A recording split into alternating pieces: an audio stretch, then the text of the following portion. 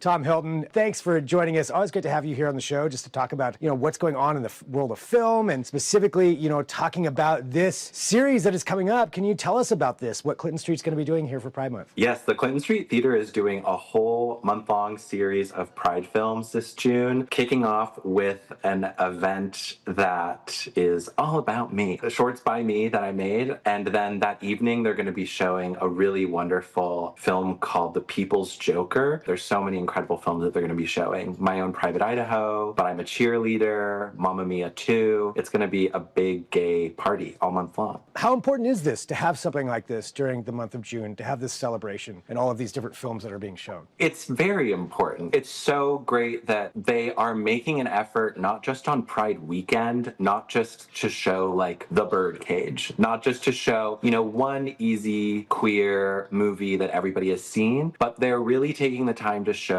audience favorites, new films, old classics, interactive experiences, so that people can really broaden their taste and be introduced to all sorts of new queer cinema. This seems to be a big, huge diversity of different types of movies from what you were describing there. I mean, Mamma Mia 2 and My Own Private Idaho, I don't know if I'd even put them in the same category, but then, that's all kind of fits under this giant guise, but I think that diversity is really something that's pretty impressive here. Exactly. I mean, that's like what's so incredible about being LGBTQ and like being part of this community is that you can have such completely dissonant things that are under this same umbrella and are like totally justified to be in the same month of programming together because there's such a vast array of experiences and stories that are valid to be told. And talking about those stories, let's talk about your films there. So you're going to be, I believe what you said it was on the first day, but if you can go through and let people know about what it is that you're going to be showing. This Sunday, June 1st at 3 p.m., we are going to be showing my 4 short films. The first one is called Synonymous With. It is about a gay horror host on a public access TV channel who has his show canceled after 10 years and how he kind of deals with finding his identity through that. The second film is called One Drift and We All Go Home, and it's a documentary that I co-made with my father. It's about a commercial fishing camp in Kenai, Alaska, where dozens and dozens of workers lost nearly their entire year's income in just a couple of weeks. And it's also about my relationship with my father and how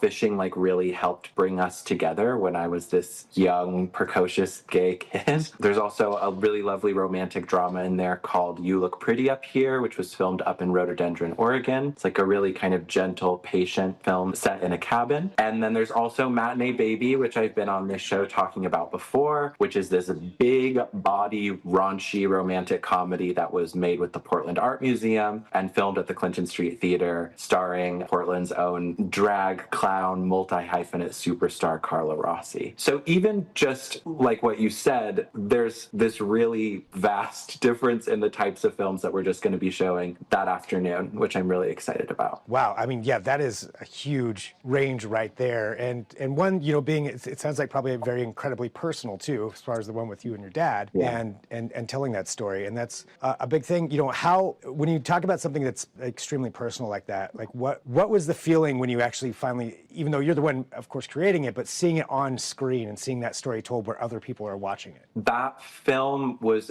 not originally going to have that element in it. It was just supposed to be about my dad's fishing career.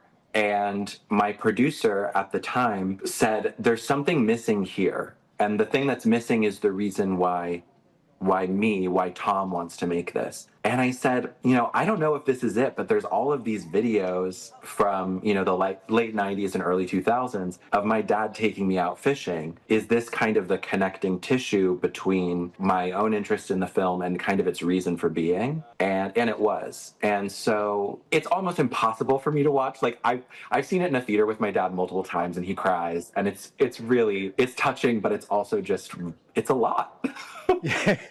I mean, I would imagine so. That's you know, I can only imagine. That's a lot of emotions that are go into that. But I mean, I think that's great that you're sharing that and putting that out there too, you know, and putting that part of yourself out there and for everybody else to go along with that and maybe think about their own relationships. And to that extent, you know, when we talk about this film festival, you know, there's a huge diversity of films that are in it. But when people attend a festival like this, what would you like them to take away? That's always such a difficult question for me when you're talking about art and film, because the most exciting part about interacting with a film is that whatever the intention of the filmmaker or even like the movie is, it's our job as an audience to take away whatever we want. And so what I hope is that people can go and see as many of these movies as possible, maybe love some, maybe hate some, laugh, cry, have long discussions with their friends at the bar across the street, and come away with new taste and new interest and the idea that they want to see something like that. If they've never seen My Own Private Idaho, that they say,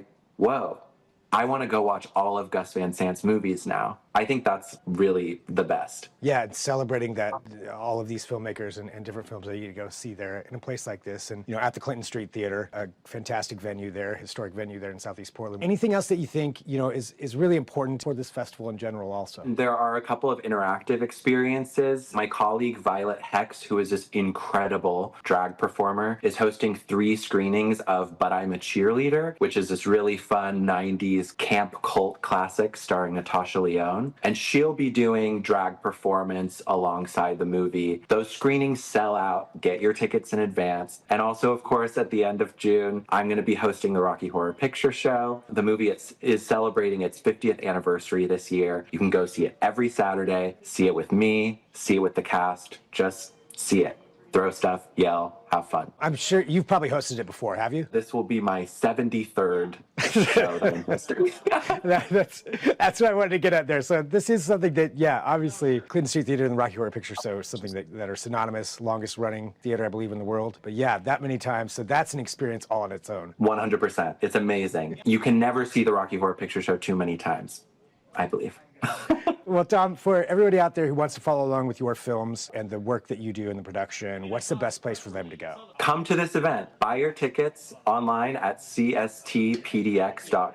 I'll see you on June 1st at 3 p.m. to see my short films. And also, if you come to that event, you can learn about my next project, which is going to be filming here in Portland in October. I'd love to have everybody involved. You can follow me on Instagram at THOMJH. And of course, go follow the Clinton Street Theater so you can keep up to date with all of the amazing things that they program. Awesome. Thom, thanks so much for joining us. Appreciate having you on here and just learning more about this for everybody who's watching too. And as you mentioned, June 1st, this kicks off in a full month of films for people to go check out. Thanks for being here on Fox 12 Now. Thanks for having me, Greg.